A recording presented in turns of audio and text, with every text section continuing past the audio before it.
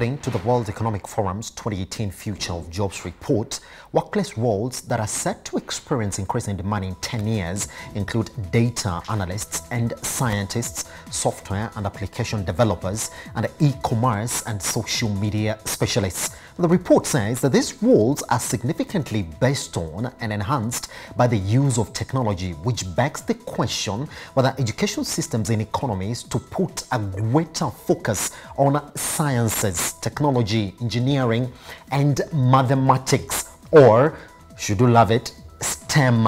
Locally, the 844 education system has been blamed for not adequately addressing these areas, a factor that is now getting relooked at through a systematic implementation of the new education curriculum in the country, which further stresses the position of STEM at the center of Kenya's ability to attain Vision 2030.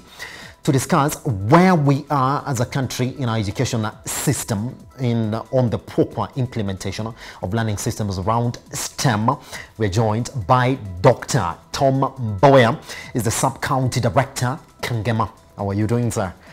Fine, thank you. Happy to have you around. Oh, thank you, my pleasure. Just as we, before we went on air, we're talking about how now we're getting ready to reopen the schools. Now, first off now, so how true is it that data analysts and scientists and software developers are going to be the drivers of the economy, and also even as we talk about Vision 2030? It is very true. Yes. The fourth revolution, industrial revolution, is anchored heavily on technology and ability to analyze and mine data that can inform decision in policy and also in job creation. Yes. The future is in data and ability of the learners, the students we are having, to manipulate data. Yes. And the technology associated with that data. That is the future. Pretty much. Therefore, Dr. Mboya, this is somebody is going to ask you therefore. That means that we have to really put a very huge stress on the STEM. Can you analyze for me the importance of STEM in achieving Vision 2030 and the importance of the education curriculum in the country to realize that? STEM, it's not deniable that STEM is at the center of economic development. Yes. Now and the future. Yes. It is also not deniable that we need to build the capacity of our learners to be able to fit in this industrial revolution. Yes, so STEM has been and will remain to be the core pillar of Vision 2030, because the skills, the knowledge, the attitude required to be able to produce, to create more jobs is anchored on the ability of the learners and the future generation to be able to create, co-create, and be able to come up with innovative solutions to solve problems in this global nature. So we need STEM in all our life. So as for me, we want to bring a generation that will be able to look at the situations we are in and be able to propose solutions that can be used for the future generation. Yes. The dynamics in the world is that we are faced with new challenges and there are new demands that definitely are putting pressure on the education system. Our current exam-centric system, which is focusing entirely on the ability to get scores, high scores, is our undoing, because we find that is leading to the desire of people to chase for white-collar jobs, which are not there, which are dwindling. Yes. It is pushing pressure people to start carrying papers all over us, creating papers, cheating here and there, and the government is spending a lot of money trying to manage exam malpractices. Yet the solution is on problem solving, creating solutions and local entrepreneurship in the country. Pretty much. From what you're saying, I mean, if you ask any student, when you say sciences, engineering, mathematics, it's a scary aspect, isn't it? I mean, is that the biggest challenge? That's a problem. That's the problem, isn't it? The problem has been science and technology, engineering has been presented to the learner in such a scaring method. How therefore do we address this, Dr. Mboya? One of the ways that we can address is to demystify demystify science. Yes. Because every child experiences science and mathematics Yes. in their life day to day, is to make it fun, is to make it real to them, is to relate what they learn in school and what they experience outside school. Yes. That is the solution. Yes. The teachers also need to learn how to use the pedagogy or the teaching practices that are suitable and relevant for that generation. Yes. Yeah, so we want to see more of gamification in class. Yes. We want to see more of problem solving in class. We want to see more of connecting the content and the reality. Yes. Newton's law of motion should not be memorized, should be exercised, executed. Yes. Yeah. But when I ask you, Dr. Mboya, because Yes. now the question is therefore, do we have the capacity in our current education system to really say, well, when it comes to STEM, we have to make it exciting and move away from class to outside class. So now we can actually start introducing fun and practical realities in the STEM. Do we have that capacity now? That capacity is there. Yes. The government has done a lot of things in this country. Yes. In terms of empowering teachers to be able to deliver content. Yes. And also to be able to engage.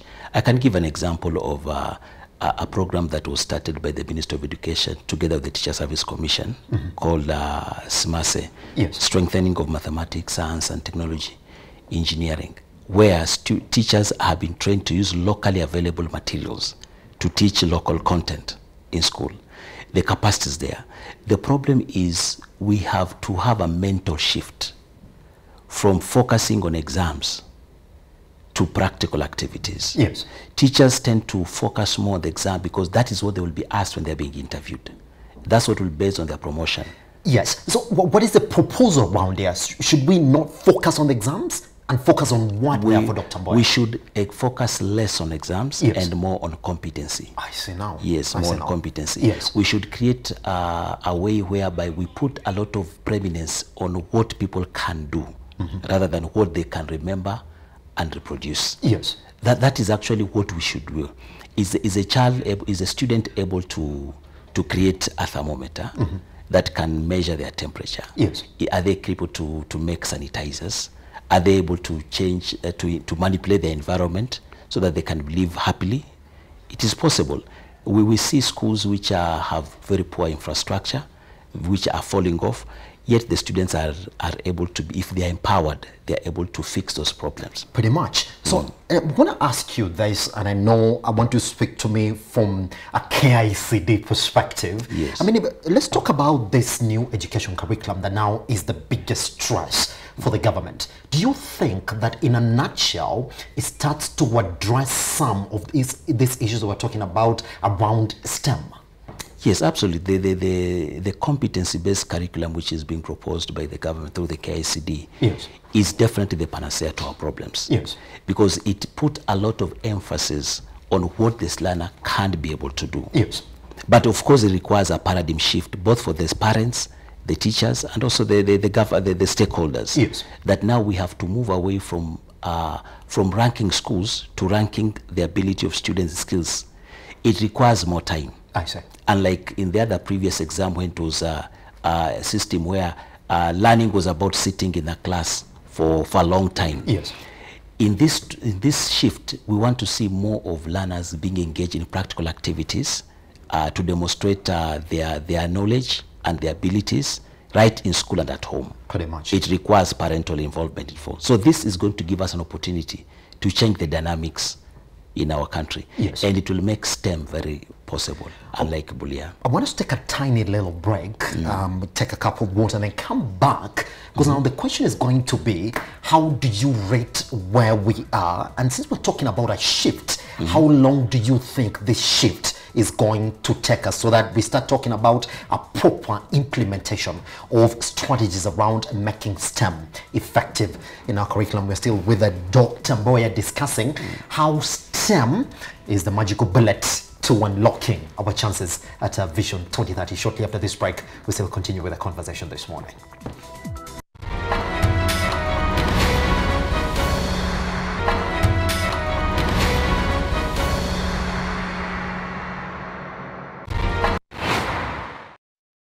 Yes, we're still with Dr. Mboya in the studio this morning, talking issues to do with STEM. Good. In us realizing Vision 2030. Now, Dr. Mboya, I know you have interacted with teachers around STEM, and you've seen what their challenges are in terms of trying to make these STEM strategies applicable. What would you say are the major challenges around when you speak to teachers? There are four major challenges that teachers face when they are to teach or implement STEM in their curriculum in school. One is their capacity. You know, most teachers, some of them are teaching content they have never experienced. They are teaching about Bernoulli's principle. They have never flown in a plane. So when they talk about the lift effect, they are disadvantaged. That is one big challenge. Their capacity of the teachers to deliver the concept that they have never experienced or they have not seen. Some of them passed because they could remember, but they have never done those experiments. Now they are supposed to demonstrate the same to their learners. The second capacity is that they lack the support they require. Lack of resources. Schools have no laboratories. Schools have no equipments. They are forced to teach theoretical STEM subjects, which are not supposed to be taught theoretically. They also fail now to, so they are teaching a practical subject theoretically. That pushes off a lot of our students out of the mainstream in terms of teaching.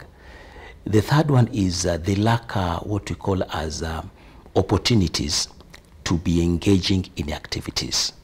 Drama, music have a lot of opportunities. Schools, after now, you tell them that you want to do an activity in science, they will say, no, we don't have the money. We don't have the money. We don't have the money. If you go to the art section, yes, you can come in, isn't it? Yeah, and so that is a major challenge for the teacher. You are teaching, but you have no opportunity to do anything outside the class that can help the learners be able to concretize the concepts that they learn in class and also practice them. You are telling them that when you throw this ball, it will reduce in speed. Where, what have you done? What can you do to show that reduction of speed or something?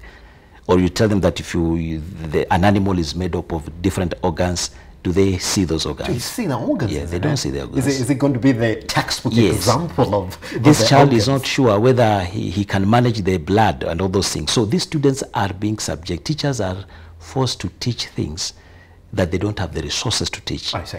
And lastly is that we don't have a link. The teachers don't have a link between what they teach in school and what happens outside the school. So they are not able to say with a lot of authority that this is what is all about STEM, this is what mechanical engineering is all about. No, they can't say that. They only tell you this is the law, remember this, it will come to the exam, and if you write this, you'll get an A. And that's it. So you're a very good science student, and you're a very good mathematics student. So talk to me now for Dr. Mboya. I mean, yes, we are not there yet. Fine. We're making steps. Fine with the new competency-based curriculum. How long do you think it's going to take us to get there? And when you compare, I know you've also been in different parts of the world where they're really very well developed in terms of this curriculum of STEM. How long do you think it will take us to get there for us to say, wow, when you look at STEM application in our curriculum, it is exactly what it needs to be? It will take us a while. It will take us a while because it will not be 1 or 2 years. It actually requires that as a country we sit down and say, like what STEM, what competence curriculum is doing, that we have creating a separate pathway for STEM, right from kindergarten. It is not supposed to be. We're not supposed to introduce these things at high school when we tell them to choose physics or chemistry and biology at Form 2. No, it starts from the basics. It starts from the things that we do with the children in kindergarten. And that requires a concerted effort, actually. It might take is, if we can put our energies together, within 20 or so years, this country will be able to match what the Koreans and other countries, tigers, Asian tigers have been. Because they will now start producing people with abilities to produce things, to make watches, to make toys. We'll see that happening. But it starts from the basics. Are we as a country ready to start infusing these concepts at the childhood where they can play around with things rather than telling them to memorize and memorize? It also takes a lot of, I can say, investment. In other countries, they have invested in STEM. Let me take an example of Israel, where children are given funds to produce prototypes in high school. It is expensive, but when they produce, they learn. They are also given an opportunity to make mistakes and improve on their mistakes. In our country, we hide equipment from children. In the laboratories, microscopes are kept far from them. They cannot interact with them. So we really have a lot of, we have a long way to go as a country. But I'm happy that we have taken the first step. Despite the opposition we have had, competency-based is giving us another opportunity to inculcate these virtues into our system. Pretty much. Dr. Mboya, thank you very much for joining us at Metropole Television. Thank you. Guess what? My pleasure. We shall be calling you from time to time to see exactly what headwinds are you making. And now, since they're going back to school eventually, it's a good time for us to start talking about that, isn't Thank you. it? All right, anytime. Now, you do know what to do. Any questions on that? 2146, that's your SMS line at Metropole TVKE across all your social media platforms. Now, you do know what STEM is. I think Dr. Mboya was quite clear. Let's take that break. Once we come back, our economic review this morning.